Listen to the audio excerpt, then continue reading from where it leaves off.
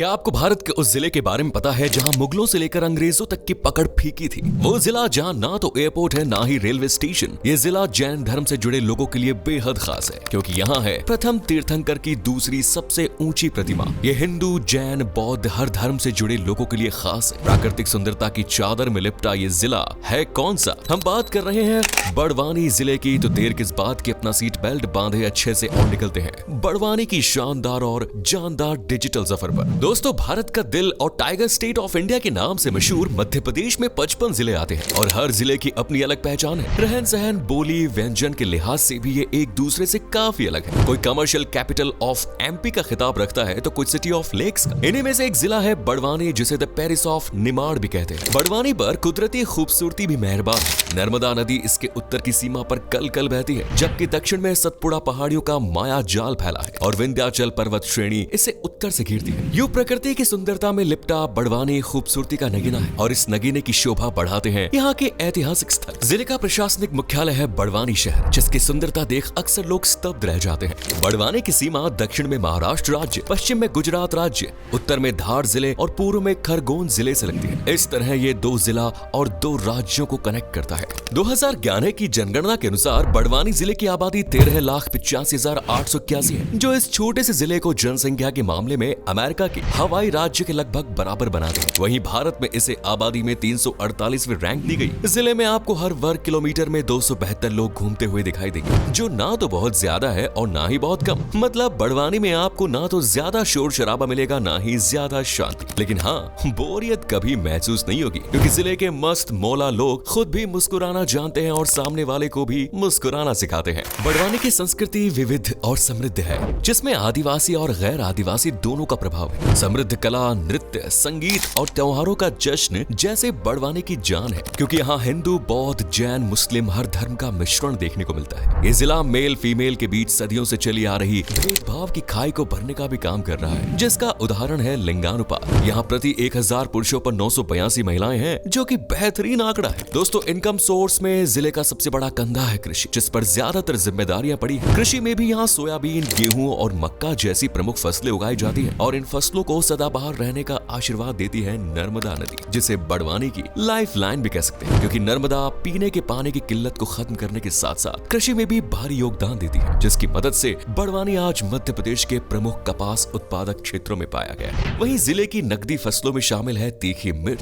कृषि के अलावा कपड़ा निर्माण, कपास, ओटाई मील, फूड प्रोसेसिंग और इम्पोर्ट एक्सपोर्ट में मशीनरीज, फूड आइटम्स वगैरह भी लोगों का बटुआ भारी करने का काम करते हैं। वैसे दोस्तों, बड़वानी की बात हो और पपीता जुबान पर ना चढ़े, ये तो हो ही नहीं सकता। यहाँ की उपजाऊ मिट्टी पपीता फ्रेंडली मानी जाती है और बड़वानी हर साल बड़े स्केल पर पपीते का प्रोडक्शन करता है। इसके अलावा युवाओं ने देश विदेश और दूसरे शहरों में जाकर भी अपने भविष्य को सुनहरा बनाने का काम शुरू कर दिया, जिसका रास्ता बेशक एजुकेशन से होकर जाता है। जिले में 2011 में हुई जनगणना के अनुसार 49.08% की साक्षरता दर है, जो एमपी के बाकी जिलों के लिहाज से काफी कम है। लेकिन धीरे धीरे ही सही, यहाँ भी बदलाव आ रहा है। वो कहते हैं ना, change is life, same motto follow करता है बड़वानी। यहाँ की संस्कृति में अगर थोड़ा डीप जाए तो आदिवासी समुदाय के लोग पारंपरिक रूप से रंगीन और कढ़ाई वाले कपड़े पहनते हैं, क्योंकि इनका मानना है कि रंग बिरंगे कपड़े जिंदगी में गुड लक लाते हैं। इसके अलावा महिलाएं सादा साड़ी, आभूषण और सलवार सूट पहनना ज्यादा पसंद करती है, जबकि पुरुषों का फिक्स है रोज की पैंट शर्ट और खास मौकों पर खास कपड़े। इस जिले में आपको साल भर जश्न जैसा माहौल देखने को मिलेगा, क्योंकि यहाँ लोग खुशियां बांटने के लिए छोटे छोटे मौके तलाशते हैं। तभी तो लगभग हर महीने उत्सवों का मेला सा लगता है यहाँ, जिनमें से एक है भगोरिया पर्व, जिसका आदिवासी समुदाय को बेसब्री से इंतजार रहता है। ये आपसी मिलन का पर्व माना जाता है और माना जाता है कि ये त्योहार राजा भोज के समय से शुरू हुआ था। इस दरमियान पूरे बड़वानी में भगोरिया हाट सजती है, जहाँ से लोग कपड़े, जूते, चश्मे और पूजा का सामान खरीदते हैं और इस पर्व का आनंद उठाते हैं। इसी तरह खास है गणगौर, जो शिव पार्वती की शादी का प्रतीक माना जाता है। यहाँ होली का पर्व भी बड़ी धूमधाम से मनाया जाता है। इसे बड़वानी में एक सतरंगी पर्व के रूप में मनाया जाता है और इस दिन लोग पुराने गिले शिकवे भूलकर एक दूसरे को गुलाल अबीर लगाते हैं और दोस्ती का एक नया पड़ाव शुरू करते हैं। इनके अलावा यहाँ दिवाली, नववान, रक्षाबंधन जैसे और भी कई त्योहार मनाए जाते हैं। बड़वानी जिले में कुल 646 राजस्व और 69 जंगल भी है, जहाँ ऊंचे नीचे फूल, फल, सब्जियों के पेड़ पौधे साल के 365 दिन लहराते देखे जा सकते हैं। वैसे क्या आप जानते हैं कि यही हरियाली बड़वानी के नाम में भी छिपी हुई है? दरअसल बड़वानी नाम की उत्पत्ति बड़ और बड़वानी शब्द से हुई। पुराने समय में ये जगह बड़ यानी बरगद के पेड़ों से घिरी हुई थी। वहीं वानी एक पुराना शब्द है जिसका मतलब होता है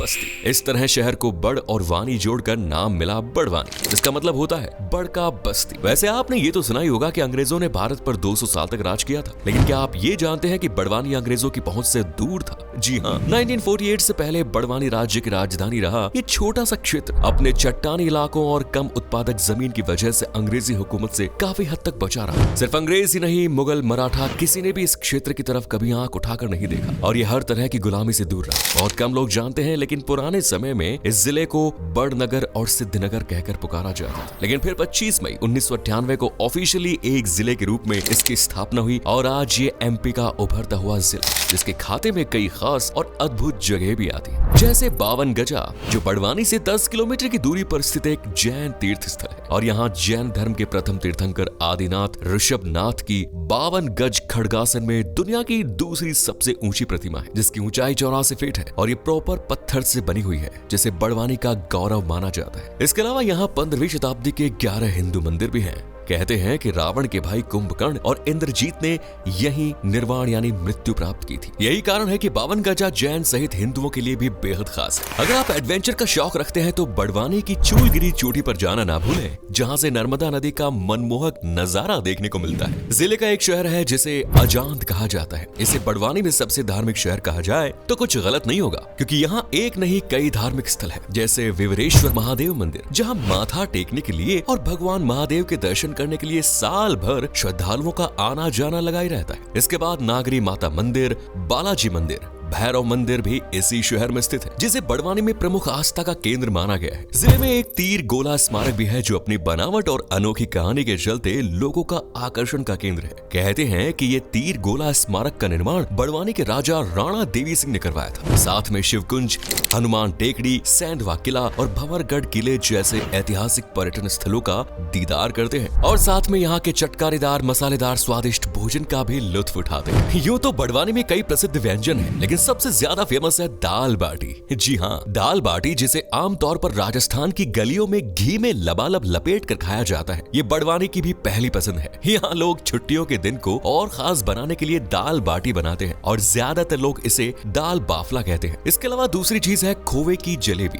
आपने आज तक मैदे की जलेबी खाई होगी, पर बड़वानी की खोवे की जलेबी चखते ही आप दुनिया भर की जलेबी भूल जाएंगे। मीठी मीठी चाशनी में डुबोकर जब जलेबी प्लेट में परोसी जाती है तो मुंह में पानी का सैलाब आता है और जैसे ही जलेबी जुबान पर रखते हैं तो स्वाद का वो धमाका होता है जिसे आप चाहकर भी कभी नहीं भूल पाएंगे। अगली डिश है भुट्टे की कीस, जिसे भुट्टा यानी कॉर्न से तैयार किया जाता है और ये बड़वानी ही नहीं बल्कि पूरे मध्य प्रदेश की पहली पसंद है, खासकर रिमझिम बारिश के मौसम में। सीख कबाब भी बड़वानी में खूब पसंद किया जाता है। अगर आपका मन नॉनवेज पर अटक गया है तो एक बार ही सही, लेकिन बड़वानी की सीख कबाब को चक्कर देखिए। और सिर्फ सीख कबाब ही क्यों, कीमा, कोरमा और शामी कबाब भी तो है ना। लेकिन हाँ, खाने के बाद गर्म गर्म गुलाब जामुन चखना मत भूलिएगा। बड़वानी में सबसे ज्यादा बोली जाने वाली भाषा है बरेली, जिसे कुल आबादी का 49.58% हिस्सा रोजमर्रा की भाषा के रूप में इस्तेमाल करता है। इसके बाद लोग यहाँ निमाड़ी भाषा का इस्तेमाल करते हैं, जो शायद आपके पल्ले ना पड़े, लेकिन हाँ, लोग हिंदी को भी अपनी भाषा मानते हैं और उसे ही आम बोलचाल में इस्तेमाल करते हैं। बाकी यहाँ भिलाली, भीली, खानदेशी, गुजराती और मराठी भी बोली जाती है, पर ये सभी भाषाएं बोलने और समझने के लिहाज से काफी टफ मानी जाती है। जिले में पहुंचने के लिए वैसे तो रोड नेटवर्क को ही ज्यादा पावरफुल और सिंपल माना जाता है,